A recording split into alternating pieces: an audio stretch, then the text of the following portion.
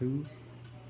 Hello, thank you for joining us. This week we're going to be at the beginning of the book of Ezra in the Old Testament, right after the book right after Second Chronicles. We're going to be in the book of Ezra this week, and we're going to be working on the first chapter. We're probably not going to make it through the first chapter this week, but I have a message from the book of Ezra.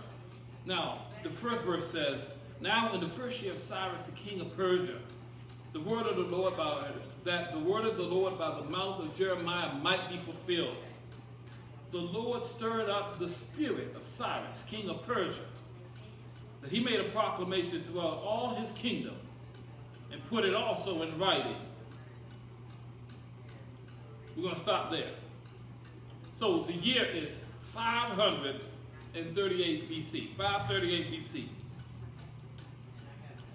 Jeremiah had given a prophecy sometime before, and saying that a future time was coming for Israel. And now that was about to be fulfilled. And it was going to be fulfilled through the king, through Cyrus, the king of Persia. This week, we're going to be talking about it's time to build. This week, we're going to be talking about it's time to build.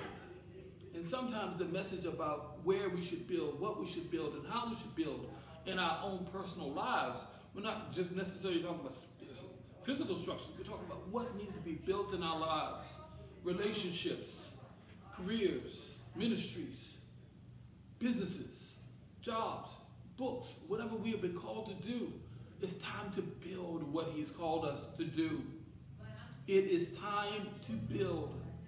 When I look around and I see our world who's trying to give us nothing but more and more fear and want us to be divided against one against another, God's people, we need to stand up, stand together, and say, no, we're going to come together because now is the time to build.